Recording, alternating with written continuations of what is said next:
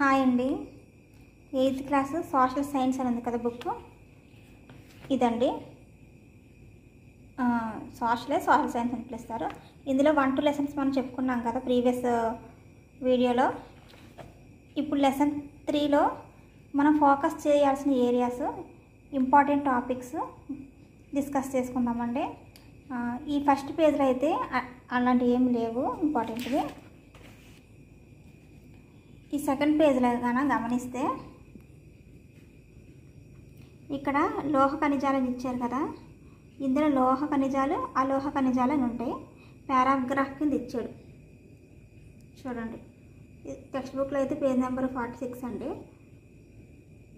అది ఈ పారాగ్రాఫ్ అనేది ఇంపార్టెంట్ అనమాట. ఇది చదువుతాము. లోహ ప్లస్ అలోహ ఖనిజాలు ఏంటనేది. అందులో ఇంపార్టెంట్గా మనం ఫోకస్ చేయాల్సింది ఏంటంటే బంగారం, వెండి, రాగి, సీసం ఇవి దేని కింద వర్గీకరిస్తారు. చూడండి ఇంగ్లీష్లో కూడా ఉంది కదా. గోల్డ్, సిల్వర్, కాపర్, లెడ్ ఇవి ఏ కేటగిరీలో వస్తాయి అన్నది ఇక్కడ ఇంపార్టెంట్ అనమాట ఈ పారాగ్రాఫ్ మొత్తానికి. నెక్స్ట్ ఆ పేజ్లోనే కింద పారాగ్రాఫ్లో చూసారండి, ఇక్కడ ఓపెన్ కాస్ట్ మైనింగ్ ఒకటి, షాఫ్ట్ మైనింగ్ ఒకటి ఉంది. దీని నుంచి కంపల్సరీ ఒక బిట్ వస్తుందండి. ఈ పారాగ్రాఫ్ ఎన్నిసార్లు చదివినా కన్ఫ్యూజన్ అనమాట. చాలా ఇంపార్టెంట్ పారాగ్రాఫ్ ఇది.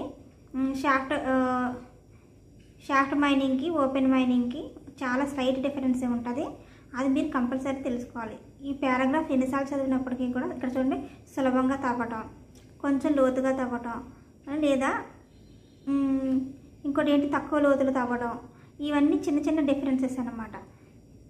అందుకే నేను కింద రాసేసుకున్నా చూడండి. బహిరంగంగా మైనింగ్ అనేది, ఉపరితలంలో మైనింగ్ అనేది ఏంటి, షాఫ్ట్ మైనింగ్ అంటే మినరల్స్ తవ్వటం కోసం ఉపయోగించేసేది అనమాట.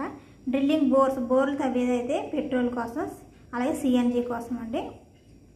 కంప్రెస్డ్ న్యాచురల్ గ్యాస్ అంటారు అది. తవ్వి తీసేది ఏంటంటే క్వారీయింగ్ అనమాట. ఈ చిన్న ఈ పారాగ్రాఫ్లో ఇన్ని ఉన్నాయండి. చాలా కన్ఫ్యూజింగ్ అయిన పారాగ్రాఫ్ ఇది. సో కంపల్సరీ శ్రద్ధగా నేర్చుకోండి. నెక్స్ట్ పేజ్ అండి, పేజ్ నెంబర్ 48లో ఈ యొక్క పారాగ్రాఫ్ అని చూడండి. ఈ పారాగ్రాఫ్ ఈ 4 లైన్లు కనిపిస్తుంది కదా, అండర్లైన్ చేసి ఇంపార్టెంట్వి. అలాగే కింద ఒక 2 లైన్లు ఉన్నాయి. ఇది మాత్రం ఇంపార్టెంట్ అండి. కింద పిక్చర్ వచ్చేసింది అనుకోండి. కానీ వీటి నుంచి అసలు ఎన్ని ఇంపార్టెంట్ బిట్స్ వచ్చినాయి చూడండి. కాకస్ ప్రాంతంలో ఉండే లైమ్ స్టోన్ అండి, సున్నపు రాయి అనమాట. అది ఫ్రాన్స్లో ఉంటుంది. అలాగే జార్జియా అండ్ యుక్రెయిన్లో మ్యాంగనీస్. ఇక్కడ ఇవన్నీ పారాగ్రాఫ్లో ఉన్నవే. మనం ఏ దేశానికి ఆ దేశం విడిగా, అలాగే అక్కడ దొరికేటువంటి ఖనిజం మనం సెపరేట్గా రాసేసుకున్నాం అనమాట. అట్లాగే ఇక్కడ ఫాస్ఫేట్ బెడ్స్ అనేవి ఎక్కడ అంటే Algeria. Next cold petroleum sedimentary strata అనమాట. సెడిమెంటరీ స్ట్రాటా అంటే అవక్షేప పొరలో లభిస్తుంది. ఓకేనండి. అలా సెపరేట్గా రాసేసుకోవడం వల్ల ఈ పారాగ్రాఫ్ మొత్తం చదవనవసరం లేదు. డైరెక్ట్గా ఈ యొక్క దేశము, ఆ ఖనిజం ఎక్కడ అనేది క్లియర్గా కనిపిస్తూ ఉంటుంది. ఈ చిన్న లైన్లోంచి చూసారా, చైనా, భారతదేశంలో టిన్ అనేది, ఏషియాలో టిన్ మోర్ దెన్ హాఫ్ మనకి ఉత్పత్తి అవుతుంది అనమాట. అలాగే సేమ్ అదే పేజీలోనండి ఇంకొక 4 బిట్స్ వచ్చినాయి. ఇవి మాత్రమే ఈ పేజీలో ఇంపార్టెంట్ అనమాట. పారాగ్రాఫ్గా చదివితే కన్ఫ్యూజన్ అనేది ఇట్లా రాసేసాను చూడండి డైరెక్ట్గా. ఐరన్ ఓర్ నార్త్ స్వీడన్లో ఉంటుంది. కాపర్ నికిల్ అనేది ఒంటారియో కెనడాలో. ఐరన్ నికిల్ క్రోమేట్స్ అని సౌత్ ఆఫ్రికా. ప్లాటినం కూడా సౌత్ ఆఫ్రికా అనమాట. అది ఇంపార్టెంట్. ప్లాటినం ఎక్కడ అనేది సౌత్ ఆఫ్రికా. చాలాసార్లు టెక్స్ట్లో వచ్చింది. ఇవి ఏ రాక్స్ నుంచి లభిస్తాయి అన్నది అడిగారు అనమాట. ఇగ్నియస్ మెటమార్ఫిక్ రాక్స్ అనమాట. ఈ బిట్ అయితే గుర్తుపెట్టారు ఫ్రెండ్స్ మీరు. చూడండి తెలుగులో చూపిస్తాను. నీలి రంగులో ఒక శిల ఉండటానికి కారణం ఏంటి అంటే రాగి అనమాట. బ్లూ కలర్లో కనిపించడానికి కారణం రాగి. ఇది టెట్లో అడిగిన బిట్టే. పేజ్ అండి, పేజ్ నెంబర్ 49లో ఏమంత పెద్ద ఇంపార్టెంట్ బిట్స్ లేవు. కానీ చూడండి ఇక్కడ మీకు తెలుసా స్విట్జర్లాండ్లో ఖనిజ నిక్షేపాలు అనేవి లేవు అన్నాడు. 0 అని స్విట్జర్లాండ్ 0 అని పెట్టేసుకున్నా. ఆప్షన్స్లో కూడా మనం కన్ఫ్యూజ్ అవ్వకూడదు. అంటే అక్కడ స్విట్జర్లాండ్ అవ్వచ్చు, స్వీడన్ అవ్వచ్చు, ఆస్ట్రేలియా అవ్వచ్చు. సో మనం క్లియర్గా చదువుకోవాలి. నెక్స్ట్ ఇక్కడ చూసారండి, చిన్న బాక్స్ నుంచి అసలు ఈ మనం చేద్దామని చిన్న బాక్స్ నుంచి అసలు ఎన్ని బిట్స్ వస్తాయో చూపిస్తాను చూడండి. ఇక్కడ ఏమన్నాడు, అపలేజియన్ పర్వతాలు అనేవి ఎక్కడ ఉన్నాయి? కెనడాలో ఉన్నాయి అన్నారు. మనం అదే చదువుకుని వెళ్ళిపోతాం, అంతకుమించి ఇక్కడ ఏమీ లేదు. నెక్స్ట్ పశ్చిమ కార్డిలేలార్స్ అలాగే సుపీరియర్ సరస్సులను గుర్తించడం అన్నారు. సో ఇది మనం ఫైండ్ అవుట్ చేయాల్సిందండి. ఇక్కడ కెనడా అన్నాడు కదా, మనకి బిట్ ఒక్కొక్కసారి కెనడా అని ఇవ్వచ్చు, లేదా నార్త్ అమెరికాలో ఉన్నటువంటి పర్వతాలు ఏవి అని కింద ఆప్షన్స్లో అపలేజియన్ అన్నట్లు ఇచ్చారనుకోండి, మనం కన్ఫ్యూజ్ అవ్వకూడదు. కెనడా ఎక్కడ ఉంది? నార్త్ అమెరికాలోనే ఉంది. సో మనం ఈ బిట్స్ ప్రిపేర్ అయినప్పుడు కెనడా అక్కడ రాసుకున్న చూడు, ఈజీ నార్త్ అమెరికా అని రాసుకున్నా, అట్లా రాసుకోండి. నెక్స్ట్ వచ్చేసి సుపీరియర్ సరస్సులు ఎక్కడ ఉన్నాయని అడిగారు. అపలేజియన్ పర్వతాలు, పశ్చిమ కార్డిలేలార్స్ ఎక్కడ ఉన్నాయన్నాడు. ఇవి మనం ఫైండ్ అవుట్ చేయాలి, అందుకని అట్లా వదిలేయకూడదండి. చూడండి నేను ఆన్సర్స్ ఎట్లా రాశాను. కిందనే కెనడా ఎక్కడ ఉంది అంటే నార్త్ అమెరికా చెప్పాను కదండి, డైరెక్ట్గా కెనడా అనొచ్చు లేదా నార్త్ అమెరికా అనొచ్చు. అపలేజియన్ పర్వతాలు ఎక్కడ అంటే అమెరికాలో ఉన్నాయి. సుపీరియర్ లేక్ కూడా అమెరికాలో ఉంది. నెక్స్ట్ పశ్చిమ కార్డిలేలార్స్ కూడా అమెరికాలో ఉంది. అయితే అది ఏ పార్ట్లో ఉందంటే ఈస్టర్న్, నార్త్ అమెరికా అన్నాడు. బిట్స్లో ఒక్కోసారి ఈస్టర్న్, నార్త్ ఇట్లా అడగడండి. సో మనం అట్లా ఈశాన్యం, వాయువ్య అమెరికా ఇట్లా కూడా ఇదంతా మనం నోట్ చేసుకోవాల్సింది, మనం రాసుకోవాల్సింది అనమాట. సో చూసారండి, ఇచ్చిందేమో ఒక 4 లైన్లు బిట్టు, మనం ఫైండ్ అవుట్ చేయాల్సిందేమో ఇంత ఉందన్నమాట. సో నెక్స్ట్ పేజ్ అండి, ఎగ్జామినర్ అలాంటి వాటిపైన ఫోకస్ చేస్తాడండి. Next page number 51. ఇక్కడ నాణ్యమైన ఐరన్ అంటే బ్రెజిల్ అనాలి, అలా కాకుండా ఇనుప నిక్షేపాలు, నార్మల్గా ఇనుప నిక్షేపాలు అంటే నార్త్ స్వీడన్ అని మనం ఆప్షన్ గుర్తుపెట్టాలి. అదే నాణ్యమైన ఐరన్ అంటే కనుక బ్రెజిల్ అని రాయాలండి, ఒకదానికొకటి రాయకూడదు. నెక్స్ట్ పెరు, చిలీ అనేది రాగికి, ఐరన్ రాగి కోసం ఫేమస్ అనమాట.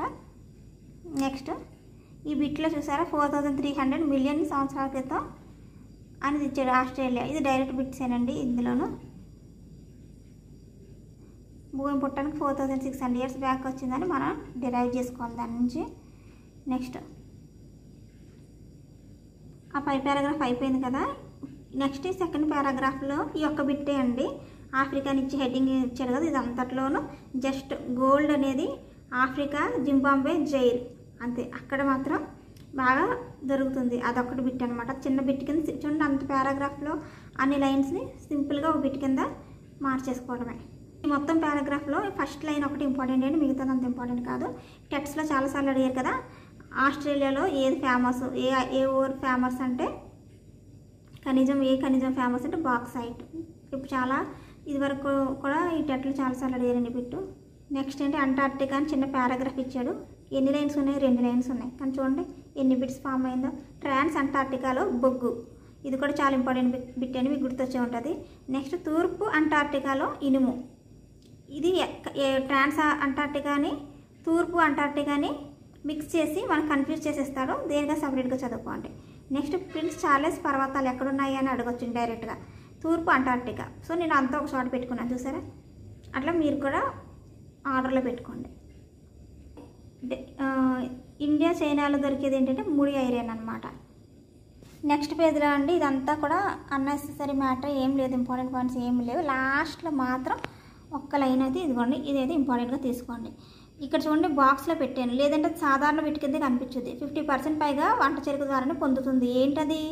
మన దేశంలో శక్తి, అర్థమైందంటే అదొక్కటి కొంచెం హైలైట్ చేసుకోండి. మనం ఫ్లోలో ఉన్నప్పుడు అది మిస్ అయిపోతుంది. శక్తి ఎంత పర్సెంటేజ్ మన గ్రామీణ ప్రాంతాల్లో ఈ వంట చెరుకు నుంచి లభిస్తుందంటే మనం 50% అని గుర్తుపెట్టుకుంటాం. అది ఏంటనేది శక్తి అనేది హైలైట్ చేసుకోవాలి. నెక్స్ట్ శిలాజ ఇంధనాలు అనగా 3 అండి. అయితే మనకి సంప్రదాయ శిలాజ అనగానే బొగ్గు అనేది గుర్తుంటుంది, కానీ పెట్రోలు, సహజ వాయువు అనేది చదవకపోతే కనుక బిట్టు మనకు తెలియదు అనమాట. ఇక్కడ చూడండి లాస్ట్ పారాగ్రాఫ్లో చిన్న లైన్గా ఇచ్చారు. మిగతా ఈ పేజెస్లో ఉన్న, ఈ పేజ్లో ఉన్న పారాగ్రాఫ్స్ అన్నీ కూడా అన్ఇంపార్టెంట్, అందులో ఏం లేవు చూసాను. నెక్స్ట్ పేజ్ అండి, పేజ్ నెంబర్ 56లో ఈ టేబుల్ ఉంచండి. ఇది అంతా నార్మల్ మ్యాటర్ అండి, ఏమంతా యూస్ఫుల్ది ఏం లేదు, లోయర్ లెవెల్లో అనమాట, మనం చదవనవసరంలే. నెక్స్ట్ లాస్ట్ పారాగ్రాఫ్, లాస్ట్ పట్టండి చూడండి, ఈ 2 లైన్స్ చూడండి. భారతదేశంలోని బొగ్గు కేంద్రాలు, ఇది చాలా ఇంపార్టెంట్ బిట్ అండి. ఈ 4 కంపల్సరీ గుర్తుపెట్టుకోండి. జార్ఖండ్ ఒకటి, ఝరియా ఒకటి, ధన్బాద్ ఒకటి, నెక్స్ట్ బొకారో. నెక్స్ట్ పేజ్ అండి. ఇదంతా అన్ఇంపార్టెంట్ అండి, ఏమీ లేదు ఇందులో. లాస్ట్కి వచ్చినప్పటికీ జస్ట్ ఈ 3 లైన్సే అండర్లైన్ చేసుకున్నాం చూడండి. ఈ 3 లైన్సే, ఈ 3 లైన్స్ నుంచి ఇన్ని బిట్స్ వచ్చినాయి చూడండి. న్యాచురల్ గ్యాస్ ఇందులో ప్రజెంట్ అయితే హైడ్రోకార్బన్ ఎంత శాతం అనేది ఇక్కడ చూడండి 10% అని ఇచ్చాను. నేను అక్కడ చిన్న బాక్స్ పెట్టి హైలైట్ చేశాను. కానీ 50% అని ఇచ్చారు అనుకోండి. ఆ 50% అనేది ఈ డైరెక్ట్గా 50% అని ఇవ్వలే, కానీ అక్కడ సగం అని ఇచ్చారు. అది మనం జాగ్రత్తగా కేర్ఫుల్గా నోట్ చేసుకోవాలి చూడండి. అప్పుడు 50% అది 10%